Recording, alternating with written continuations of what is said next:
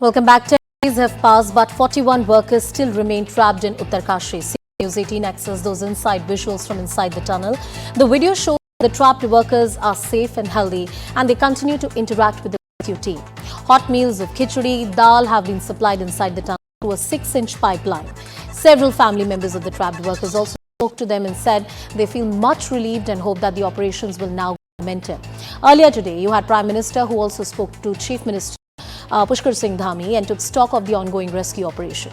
The question on everyone's mind is a breakthrough in sight? How soon will we see the first person being rescued from this tunnel? And by various accounts, this is one of the most difficult operations by international standards which is being conducted. More importantly, no knee-jerk reaction has been given, but experts tell you in the next 30 minutes how this has been a sustained, well-thought, strategized attempt by the state and the centre. Our focus on brass tacks.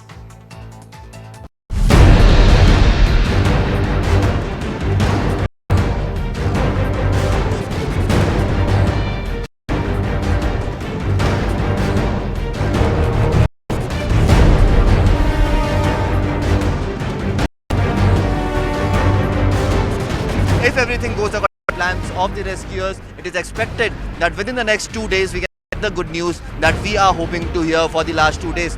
It is a big question mark. Option है 2-3-4 option, उनमें से कोई भी option हमारा सबसे पहले जो भी सक्सेस हो जाए, हमारा यही है कि जल्दी से जल्दी सभी हमारे श्रमिक भाई कुशल बाहर निकले. There is sufficient water, there is sufficient oxygen inside, there is power and lighting inside. All the basic essentials and food survival rations have been pushed inside through compression. 41 men are coming out alive. No one's going to get hurt while we do it. And we're going to do a deal with this mountain, get everyone home.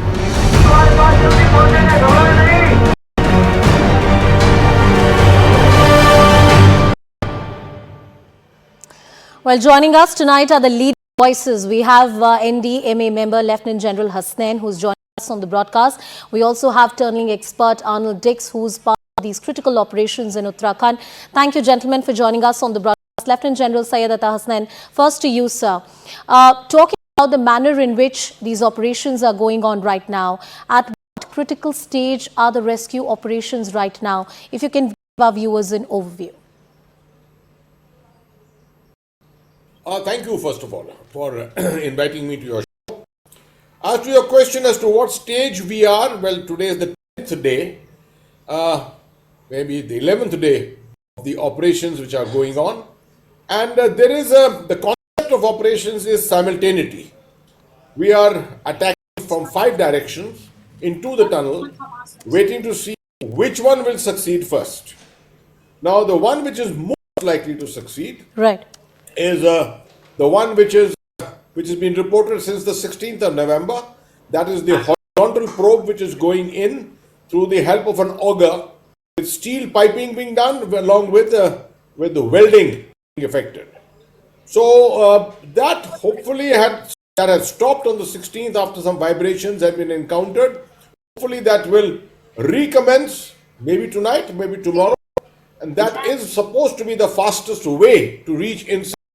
But provided you do not encounter any aspects of Himalayan geology there, if you're going to find a rock, if you're going to also find remnants of the collapsed tunnel in which there is concrete or iron rods, etc., there is going to be another major challenge. Sure. So actually at this stage, it's very difficult to really give a statement to say, where are we? Because much like war, much like anti-terrorist operations, this is also an operation in which unpredictability is very, very high. Absolutely. So there's a close cooperation between multiple agencies, and you'd know that better than anyone. But what if international expertise is on the ground for these rescue operations? We've pulled in all resources. What is the expertise that we are taking on the rescue site?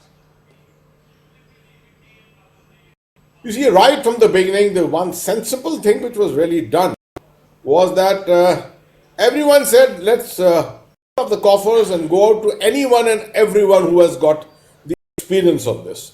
There are lots of people in Sweden, there are people in the United States, there is also the Thailand rescue, but that underwater rescue reaching a particular spot inside a tunnel. All of them were contacted. There were other experts who came on online and gave a lot of advice, and that is still continuing. Yes. The agencies are still continuing that. 3 to 4 people flew down from there to Delhi, were taken to Dehradun, flown up there. Some of them are present there at the moment, still offering advice based upon their experience. Now, everywhere you find a tunnel collapse, you'll always find it is based upon local conditions. It is the local geology.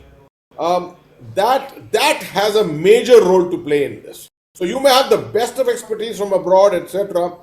You have to take into consideration the local conditions. And that is what we are doing, mixing it with all the good advice which is coming. Absolutely. Sir, I have to ask you this candidly because this is the question on everybody's mind. How confident are we that we'll be able to rescue everyone safely?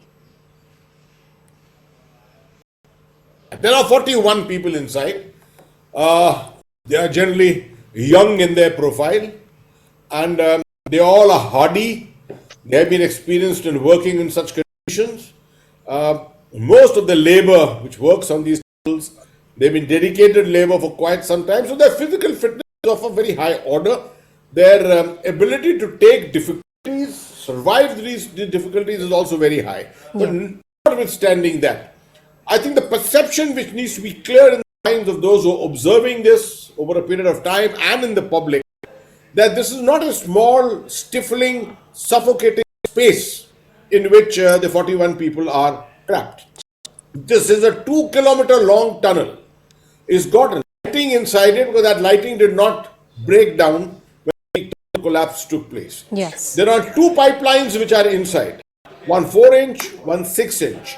Water has been sent inside. Some food items, I'm not specifying what, some food items have been sent inside. Yeah. Medicine, particularly antidepressants. Yes. Vitamin C and vitamin D, which is essential for people in enclosed spaces, has also been transported there inside through the help of a compressor, compressed air being pushed through the tubes.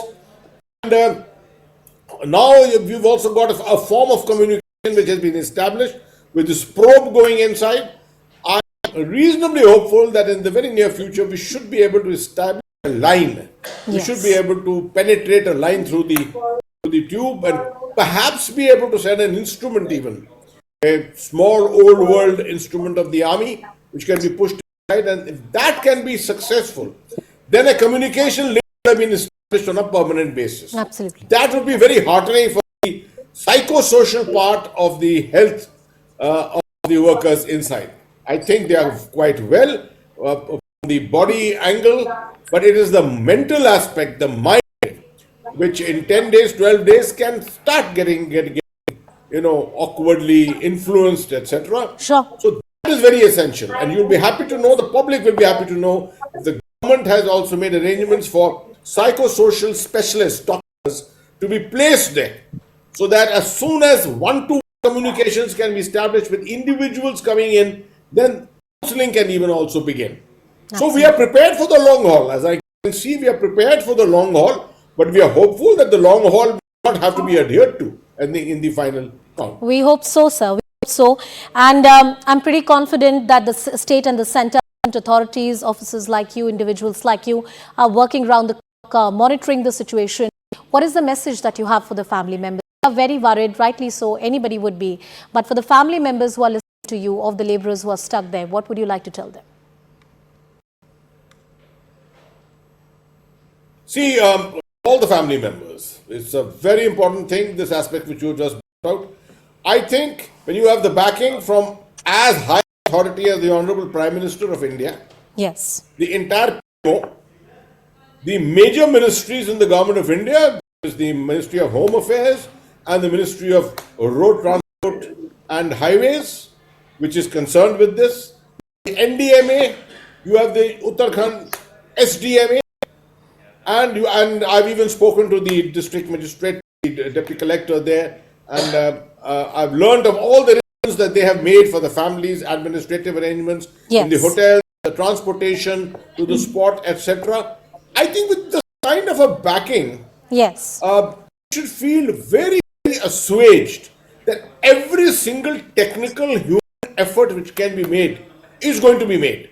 And I would also like to go to the extent of saying no expense is being saved for this. No expense. Absolutely. Because the Air Force, the Indian Railways, transport authorities of every kind, equipment being lifted from Hirakud, Baroda, from Indore, anywhere this equipment is lying there, it is being dismantled and picked up. Huge 75-ton pieces are brought on a train all the way up here, transported to this place with special high number of vehicles, and that kind of, even this kind of effort is going on.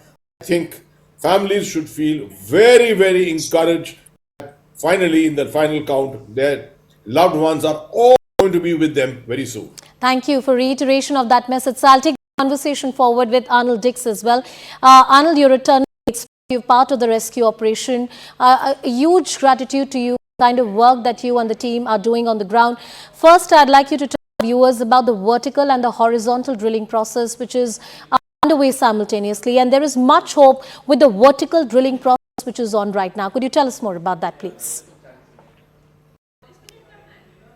So, what I can say at the moment is that obviously there's a lot of coordinated activity going on up on site, and you would have seen me there today all day and other days as well. Yes. And we're at a very important stage now, because obviously there's been a lot of recent success with the second emergency tube and the staging that's going on. But what we don't know, and I'm really not able to speak about, is which of many different strategies that are being employed will be successful. And Sure.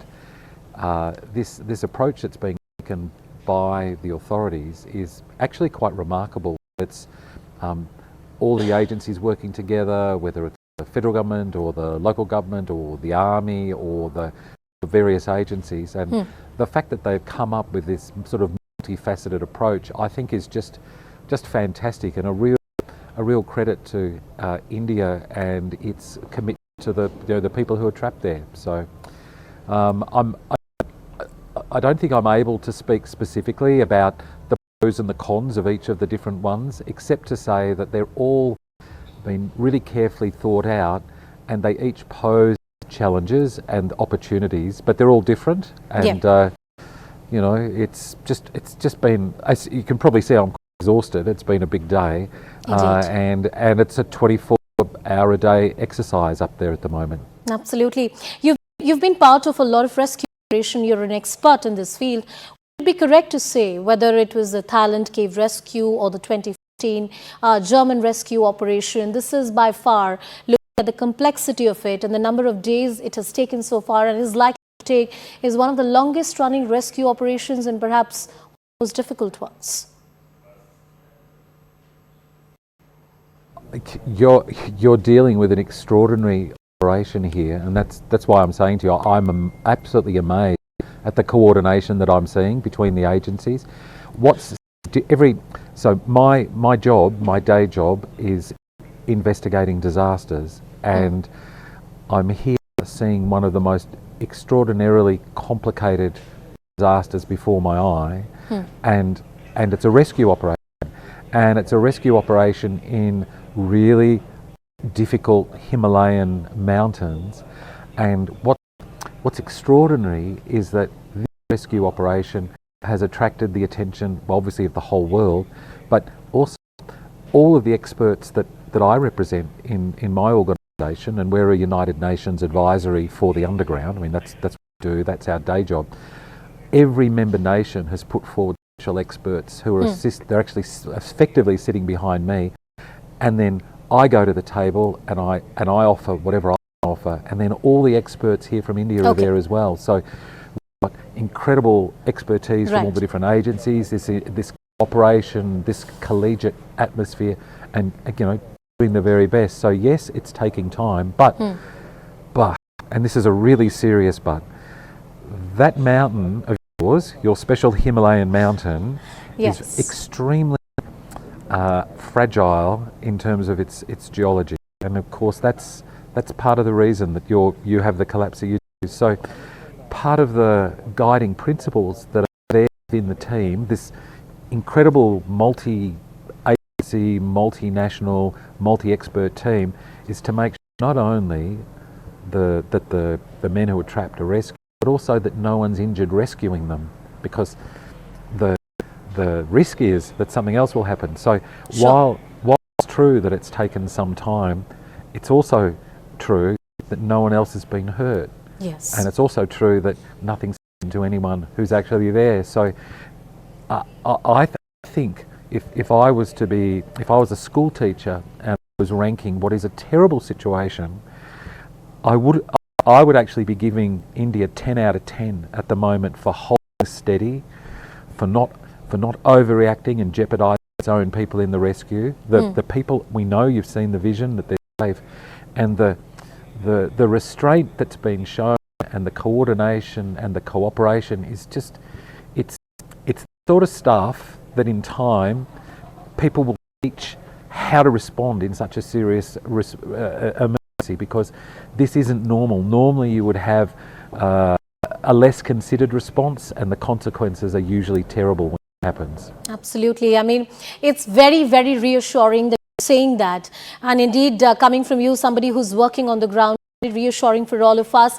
I have to ask you this: how confident are you of success when it comes to one of the most difficult operations that you've seen? It's a rescue operation, and a rescue means that you're taking people from a place of peril and putting them into a place of comfort. I've said since I've come here that these men are going home, and that's what I believe.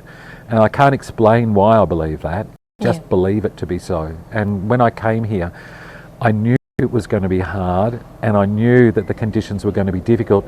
Probably underestimated just how difficult they'd be. Right. However, also underestimated the resolve of the agencies and things that are here, and the way they're all coordinating, and so that's actually given me some comfort as well. You haven't asked me yet, like when are they coming out? Yes. I don't know. My mission, and I think that and I'm not able to speak for everybody, but my sense of what everybody thinks is it's not a question of time, it's a question of getting them out safely. And that's and in a way we shouldn't be greedy about this, because normally when something like this happens, this is an operation to get people who've already deceased out. That isn't the case. So I think it is a time for a nation and a people to take a breath and go, you know what, we're actually doing the right thing here. You know what, our men are safe. You know what, we're feeding them. Yeah. They've got medicine, they've got water. You know what, how about we be thankful that we're in this position and we're not reporting something else at the moment. And that gives me enormous energy, and I feel, my belief is, yes, we will be bringing the men home. I just don't know when, but I know the whole world is here, and we're doing our best. Well, your gratitude and your positivity is infectious, Anil. But what makes this operation one of the most difficult ones that you've been involved in? Is it the sheer geography or the different circumstances around it?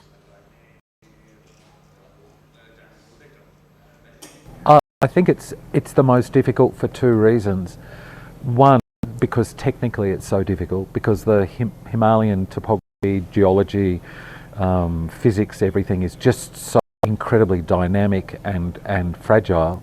And two, our objective is to get people home safe. So the consequences of getting it wrong, or even not getting it wrong, but just the consequences of this could be so serious. It couldn't be any more serious consequence, and that's a really sobering thing. And it's like we've been given a gift, because normally we're not in this position. Normally, I mean, I can't think of any other emergency where I see the faces of the people 9 days later. Sure. In fact, I'd imagine many people would have been wondering whether it's not true. No, they're not really alive, you know, maybe it's some sort of a story. It's no story. Yes. The miracle is there right now. Our challenge, and it's a huge challenge, It's a minute-by-minute challenge is how do we deal with the very, very serious, complicated, challenging Himalayas who are obviously not happy. Yeah. Like you've got a mountain that's made it very clear it's not happy. So we need to make peace with the mountain at the moment and get our men back. How far are we in making this peace with the mountains? Where exactly are we in this operation? What would we see in the next few days, Arnold? So I'm not able to say exactly where we're at with any particular part of the operation, but what I can assure you is very serious strategic decisions are being made about each of the different rescue opportunities and also how each of them impact each other. So I like to think of it like you have a mountain and it's got our children, like the children of India are in there. They're working men. They're there. They've done nothing wrong.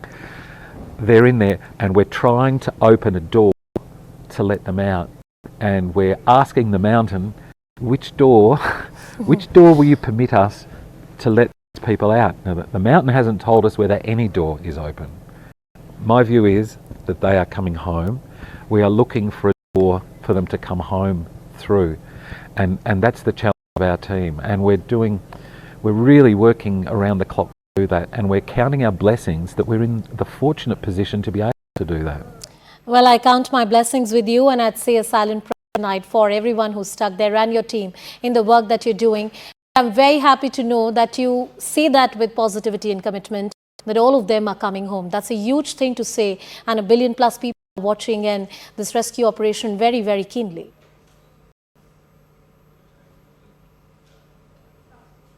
Thank you for talking to me, and I genuinely believe that they're coming home. Yes. I just don't know how, and I just don't know when.